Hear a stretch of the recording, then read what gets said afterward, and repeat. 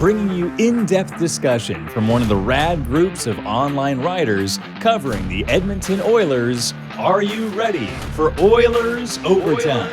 Join us as we talk news, rumors, trades, player grades, game results, and more. All featured on one of the most glorified teams in the NHL. From the great one to the next one. From the boys on the bus to the decade of darkness. This is Oilers Overtime. Hey there, everybody. Welcome to another edition of Oilers Overtime. My name is Jim Parsons. I'm here with HockeyWriters.com.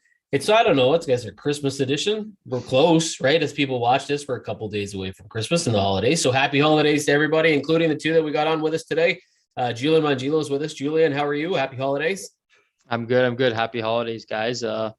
Almost there. And, unfortunately, the league's kind of in a little bit of a pickle right now, but hopefully everything can get back to normal soon. Yeah, it kind of forces us to just relax, right? No stressing about the games because there's no games to watch, but it is nice to be able to watch some stuff over the Christmas break and things like that, but we're not going to get the chance to do it. Brian Swain's with us as well. Brian, how are you? Hey, good. Season's greetings, guys. Good to have, almost everybody together. We're down Colton, but I'm glad we're able to get to do a show this week. Yeah, we thought we'd have Colton, and he let us know he wasn't feeling so hot today. So I guess it's his turn. That was a couple weeks ago, and he's not feeling so hot today. It's just kind of going around. But hopefully he's not one of the 131 or whatever it is NHL people who have tested with something. I'm sure he's not. I'm sure he's just not feeling very good. But yeah, that's the deal, right? Like, we're dealing with this as people watch this. Pretty much no games. Did the Vegas game go tonight? Because we're recording this now, and I know they were getting knocked left, right, and center with a couple things. Did the game actually? Yeah, as of 20 minutes ago. It was going. So yeah, there you go.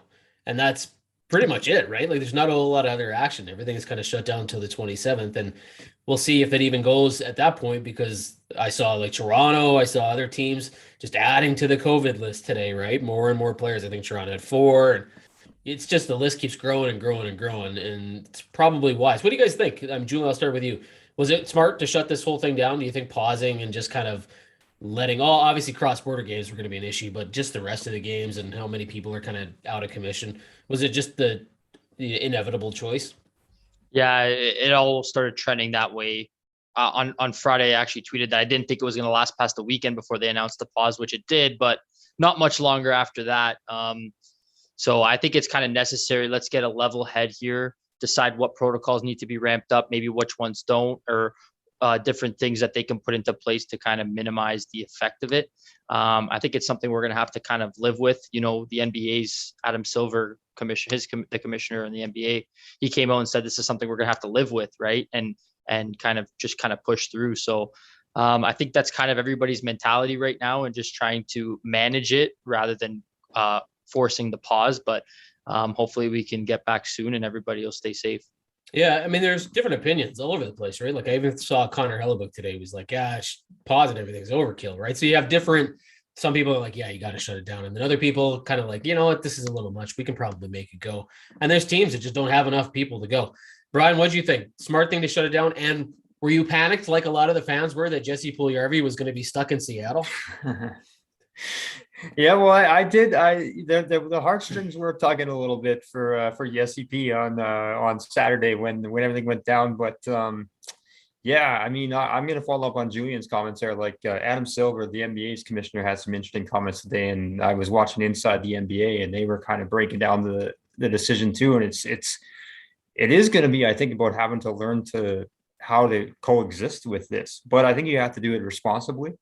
And the NHL was in, I think, a lot worse state than the NBA is right now, and also with the cross-border travel. I think they need to take a step back here for at least whatever it'll be, 3-4 days, maybe it'll end up being a week. Figure out how they can get this done moving forward. They've got that nice gap of that Olympic gap now that was going to be used for the Olympics. They've got that in the schedule. They can fill in with any games they'll miss. So they shouldn't feel pressure to rush back just to squeeze in a full 82-game season. So let's take a pause here. Let's figure out how to do this, and then we can come back. And I've heard some people suggesting that maybe the first game back is the Winter Classic on New Year's Day. And I'd be fine with that. That gives them a week and a half here to straighten things out and move forward, because it's going to be tricky. And I think, you know, the unique challenge that the NHL faces. I mean, I'm sitting here watching NFL tonight, and there's packed stadiums, right? I think it was in Philadelphia and LA. So I mean, it's different things everywhere. But I think Polar opposites. yeah, the NHL has that unique situation of having a quarter of its league in Canada, and so yeah, I think they made the right move here. It is positive though to see, like, you know, at least none of the cases are kind of like, just because it is more, I guess, easily spread. You know, this cases aren't as severe as it was before, so I think it'll be easier to manage, which kind of works in the favor of the NHL this time around. Yeah, and a lot of players are kind of, I wouldn't say upset, but excuse me, a little bit whatever, that nobody's really sick, right? Like for the most part, everybody is catching it doesn't even know they've got it, right? They're just testing positive, and they don't feel, I guess that's a positive, that they don't really feel like garbage.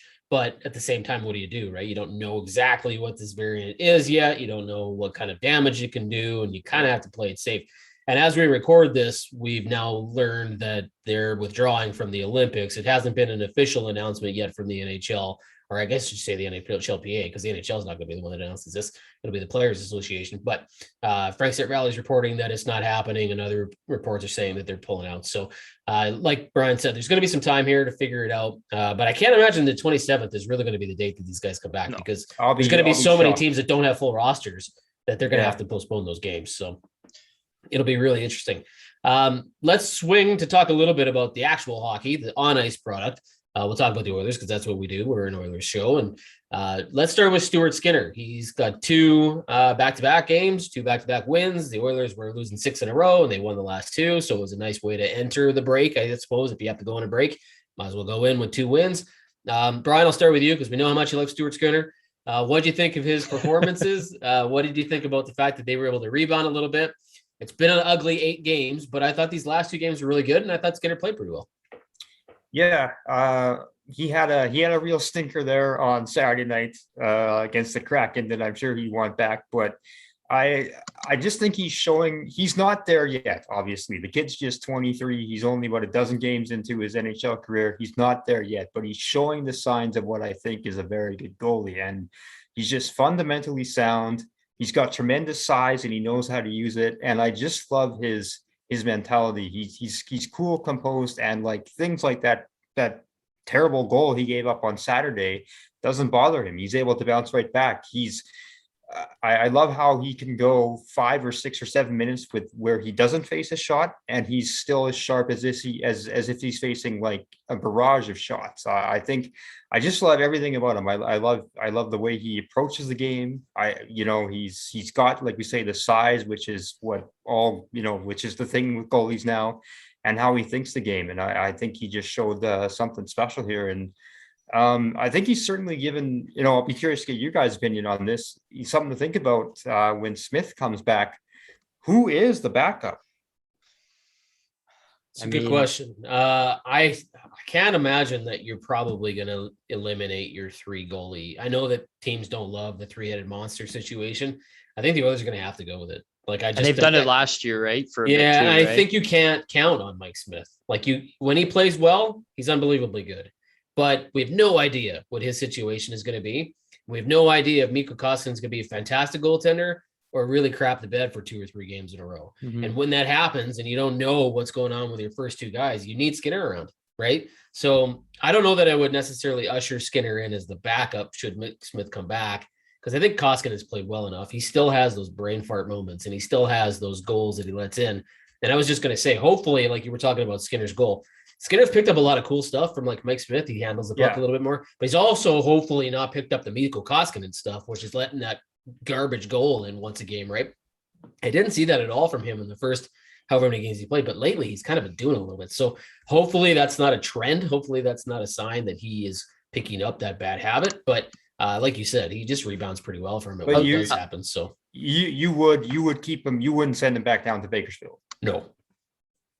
I mean, he's got a 2-way though, right? I'm pretty sure he's 2-way. Yeah, I don't think he has to go through. He doesn't have to go through. So I mean, for roster reasons, the way they have to maybe have to just shuffle things around with people going in and out of the lineup with COVID. Who knows? Sure. Could be an option, but I don't see them sending Koskinen down or, waiving him, because if there's after that, you got Konovalov that has to come up if you need a third goalie if Smith doesn't stick around or if he gets hurt again, right? So I don't see them doing that. I think Skinner would go down if anything, but they've kept 3 last year, so I think they'll roll 3 again. And I think it gives a good rotation that they kind of need. I think, like you said, Skinner has a lot to learn from Smith and he can pick up a lot of good things.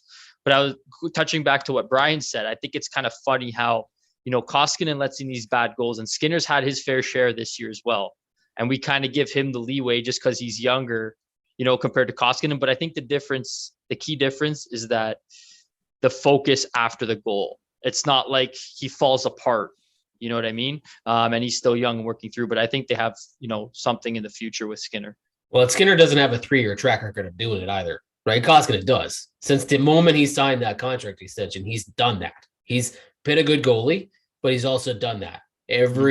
Probably almost every game he lets in one bad one. Like there's the odd game where he plays fantastic, and then for the most part, he always lets in one squeaker or one really ugly goal. Or well, that is who Koskinen is. I mean, the guy is, what is he, 32, 33 now? Yeah. We've seen it over the course of years. This is who he is. With Skinner, there's certainly, you can chalk this more up, I hope, just to just growing pains. Yeah, inexperience, right? Yeah. Yeah. And the other thing I was going to say, and there's rumors of it, I don't know if it's going to be confirmed or not, but if they do taxi squads, the Skinner problem solved, right? Yeah. Like that's one of those things where they've talked about maybe having to do this again. That'd be huge. And if that's the case, then you've got your built-in cushion where you don't have to move them. And I think they got to do the taxi squads, right? Like I think at this point, it only makes sense. And however that affects your AHL affiliate, I don't know, but I think at this point you have to do it. Yeah. Okay. Well, I mean, I guess we're all sort of in agreement. It sounds like anyway that at least you don't push Skinner very far. Maybe you do a paper transaction, maybe you move him just for convenience sake. But I honestly have no idea what's going on with Mike Smith. Like, I don't know if he's even going to be healthy enough to play a bulk of the games later. Yeah. Like I don't think he can. We keep hearing that he's ready or close. And then a week, 2 weeks later, he's still not ready. So it's like, who knows what's going on here. Speaking of that and the goaltending situation, and we'll transition into the actual playoff talk because playoffs and the goaltending goes hand in hand when it comes to the Edmonton Oilers.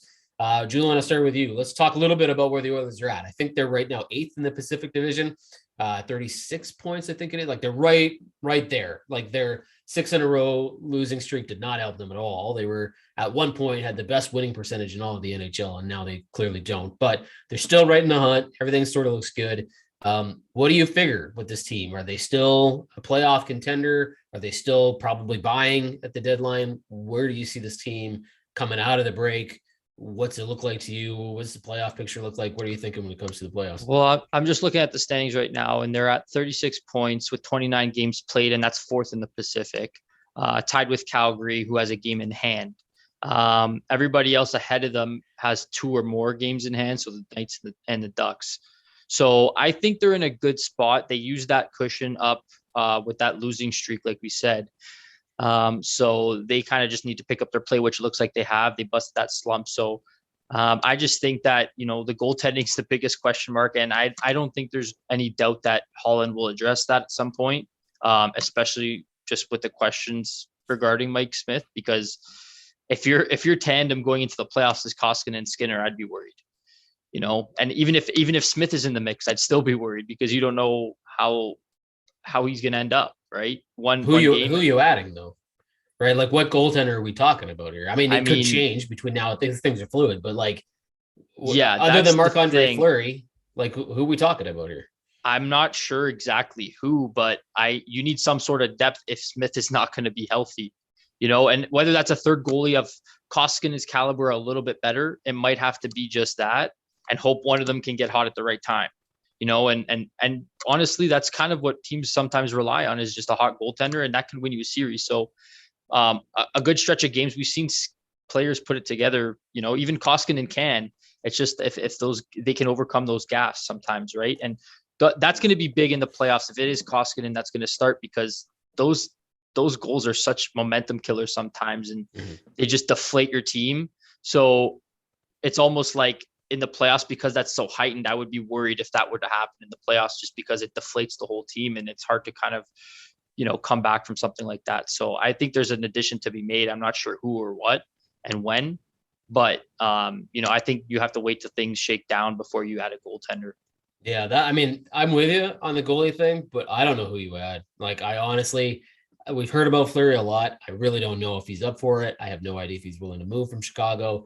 I don't think Chicago's going to be in the playoffs, and they're probably going to be selling, but who knows what that's going to cost you. I don't love Korpisalo. I don't love Khudobin. I don't love any of the other options. That's what I'm saying. They're no better than Koskinen, really, you know but they're the same caliber almost, I would say. I would put them in the same kind of, group them in the same kind of caliber of goaltender. But, maybe Halak is somebody you can add just for depth if that's all you're looking for. If the Vancouver Canucks, they're doing well right now, but if they do not make the playoffs, maybe that's something just to give your team depth. Like if you had Halak and Koskinen heading in and Skinner as your third or something like that, right? I think Halak has that, at least that pedigree or that playoff experience, right?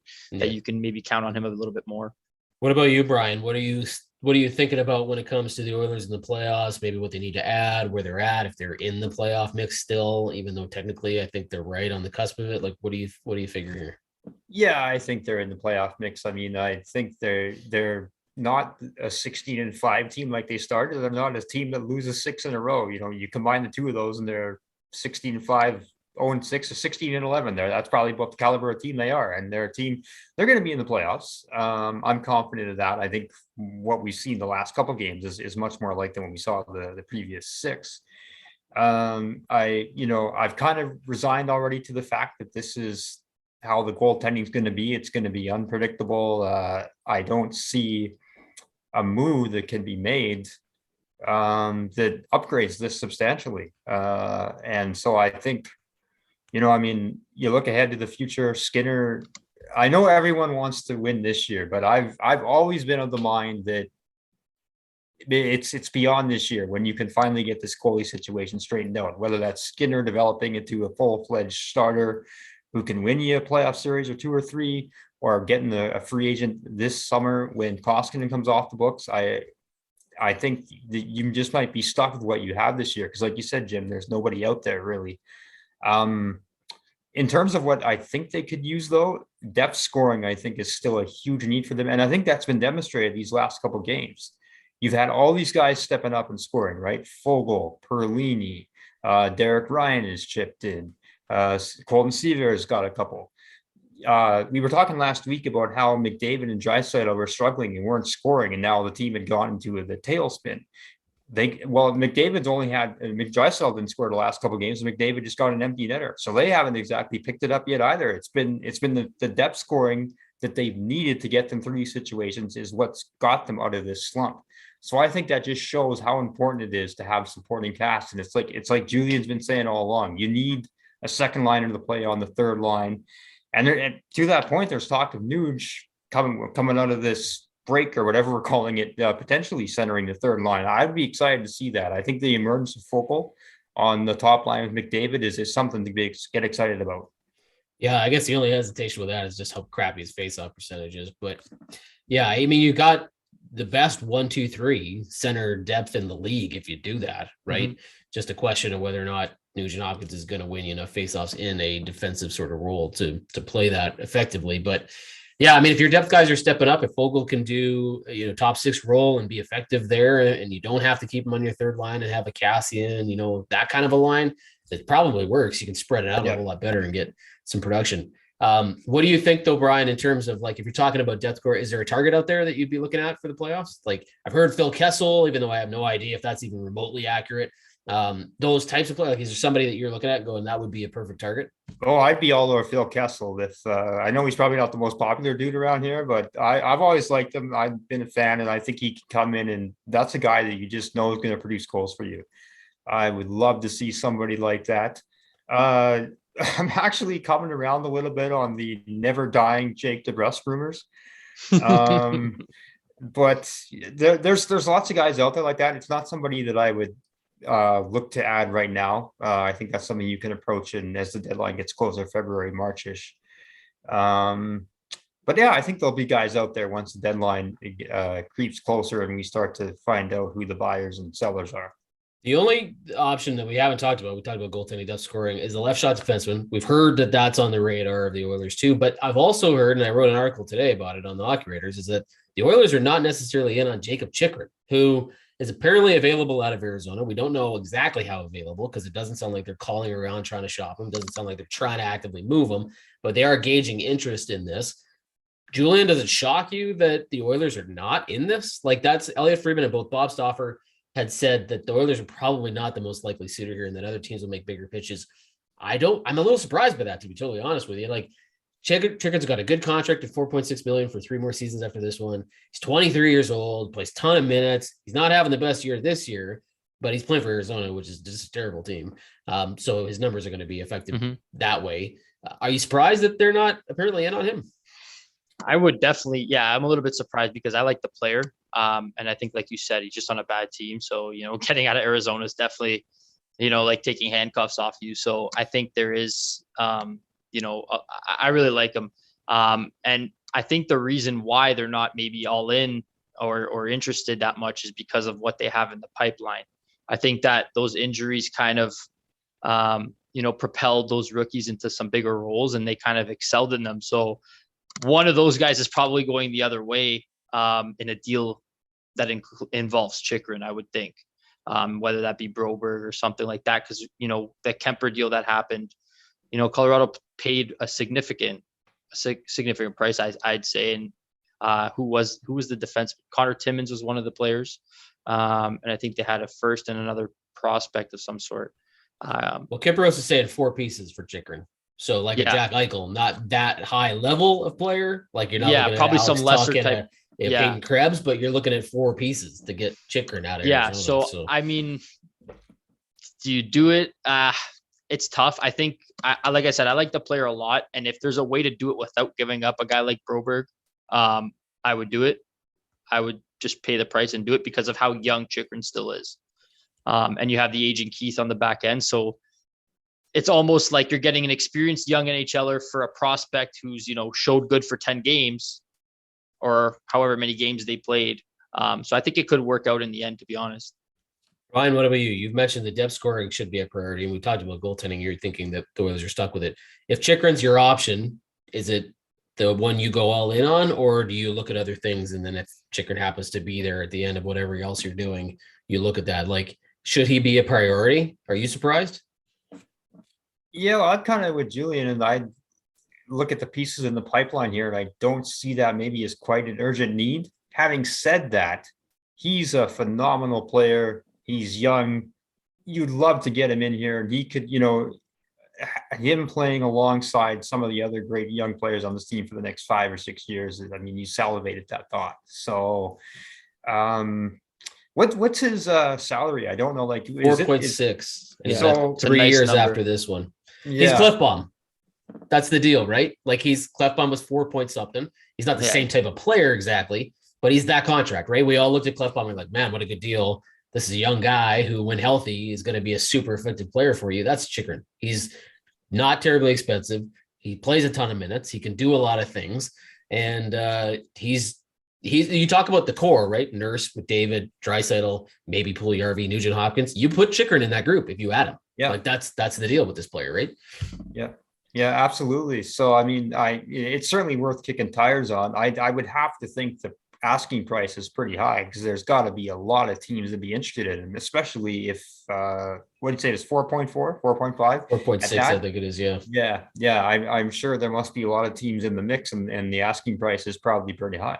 Yeah, and if there was ever if M. Bouchard's name comes up, I can see why the Oilers aren't looking at it. You know what I mean? Yeah, it's like that's an immediate non-starter for me, right? Like if that's a name that the Coyotes are looking at, be like, sure, we'll talk to you, but we want Evan Bouchard. Be like, okay, thanks, have a good day. I could get behind it if it's Broberg. I think you can make that trade off. I think because Chychrun's available or able to step right into the lineup and be that same type of player, if not better, and you know what he is. So I think that's the biggest thing. But I think the priorities, like we were saying, like the goaltending has to be the priority. I wouldn't worry about fitting a piece like that in right now because the goaltending for me and addressing that depth is going to be priority to me.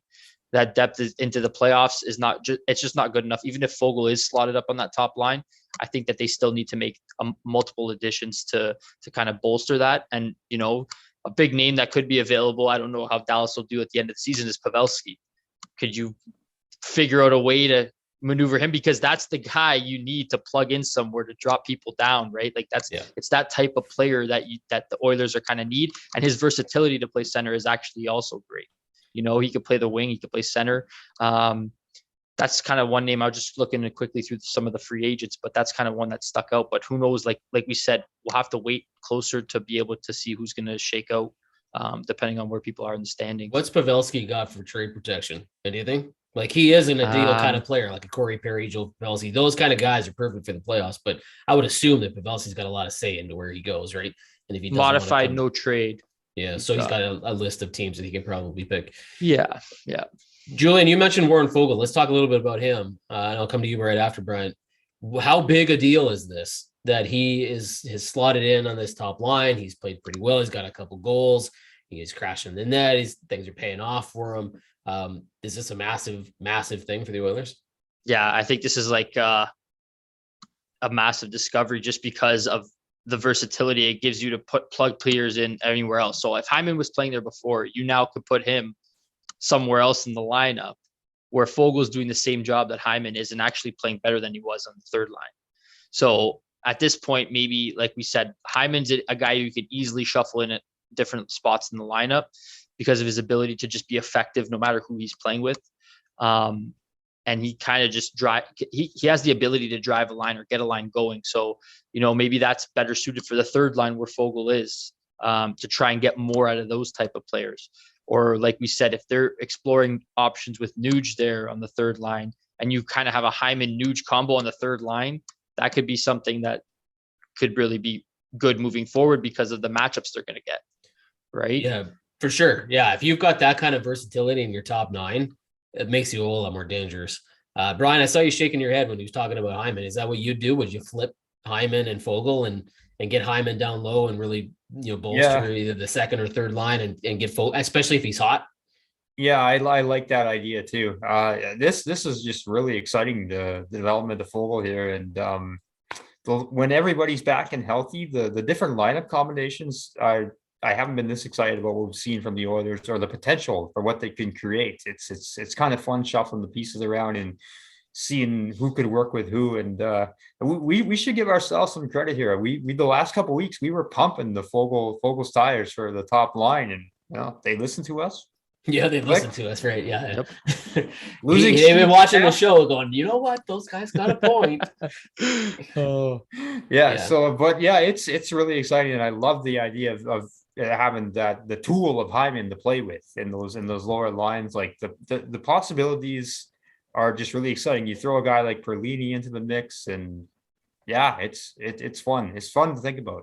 I will say, yes, I'm excited.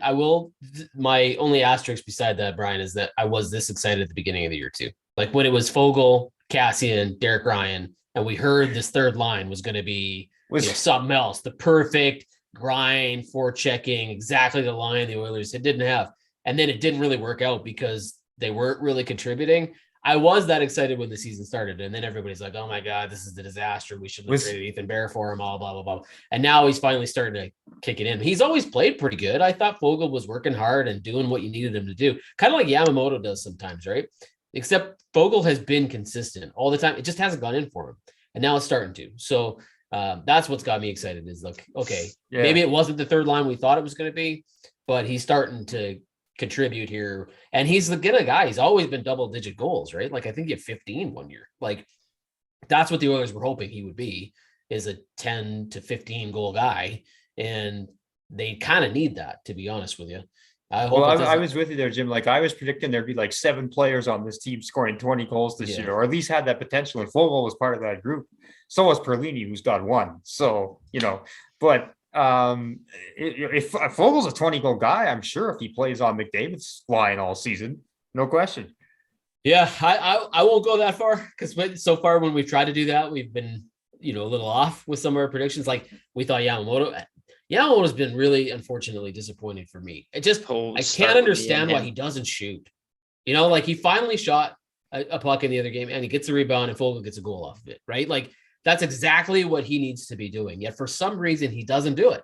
And it's on a contract year, and when he's basically competing with Jesse Puljujarvi for whatever contract it is he wants to, you'd think he'd do it.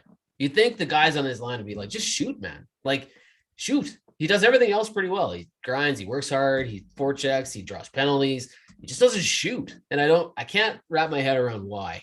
And it's sort of whatever. But I have liked Foegele a lot. I just think he's consistently effective, even when it doesn't necessarily go in for him.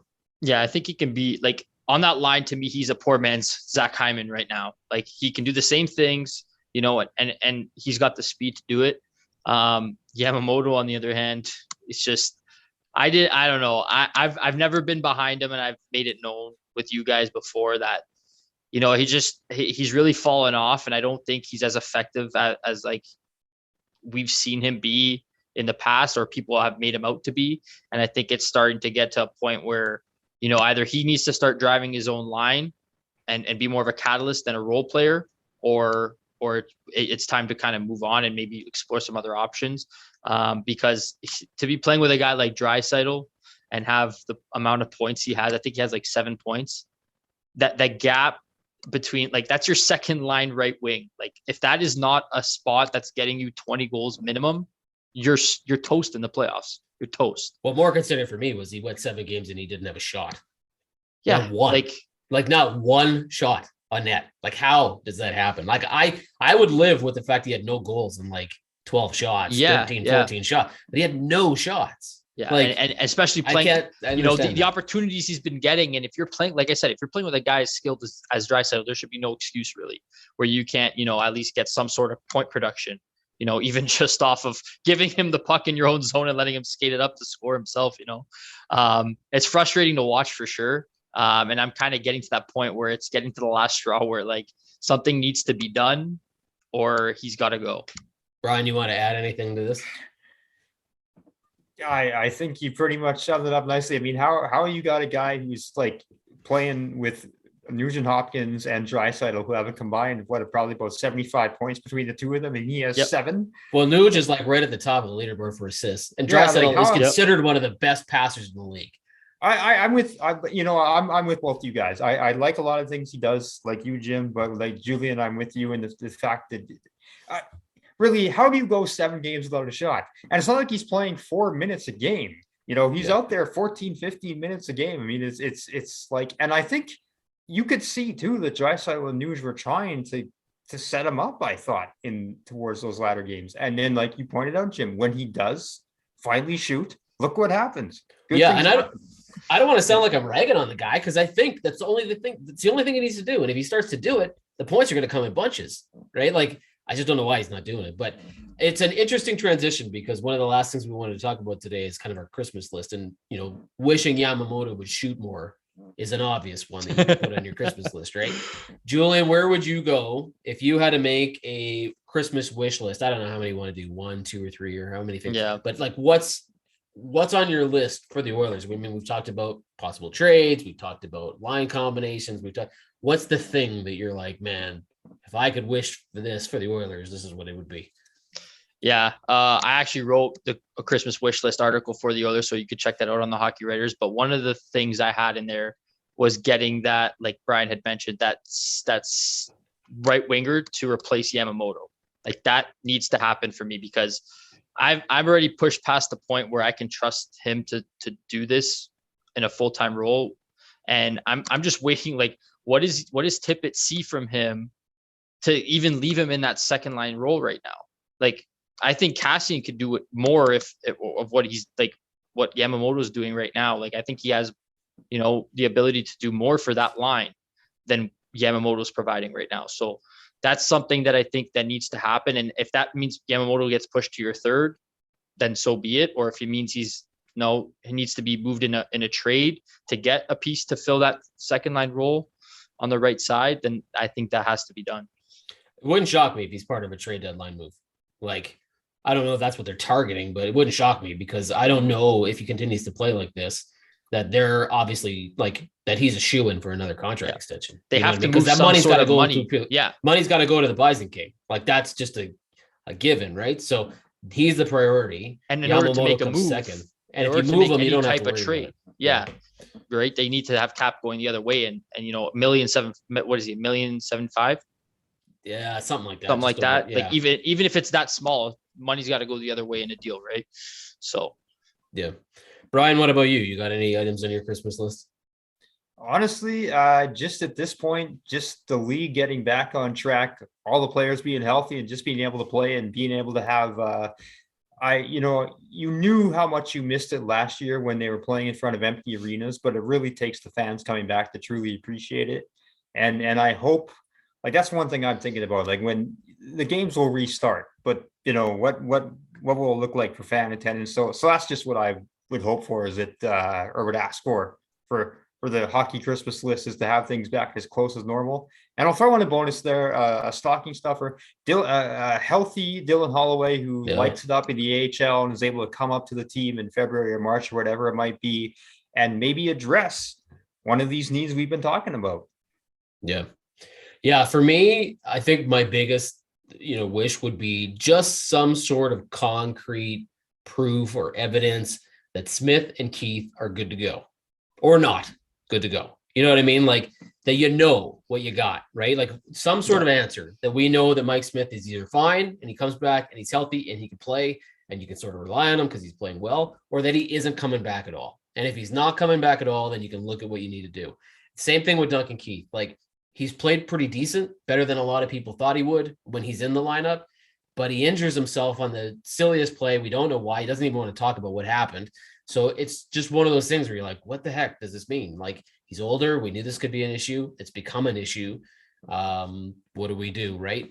Knowing that he's going to be fine is huge, right? That Smith is going to be good, that Keith is going to be good, or knowing that they're not, and either going out and acquiring the second pair left shot defenseman that you need to replace him, or making sure that that rookie gets enough time, a Philip Broberg or whomever, to come in there and be ready for the playoffs. Because I think they need to know where those two guys stand so they can make decisions that are going to help this team if they're pushing into the playoffs, right? If you don't know what Smith is doing and you don't know what Duncan Keith is doing, then you're really kind of like, man, what do we do? Like, what do we do at the trade deadline? And if we don't have these guys, what are we going to do? Like, that's a huge thing for me. I do think Smith, we will have a decision or some sort of, outlook on Smith before the trade deadline. I think whether that means Smith rules himself out, that he's not fit so that the team knows what they have to do, I think he would owe them that and do that for them, to say, listen, put me on IR, whatever, and use my cap space to go do what you need to do.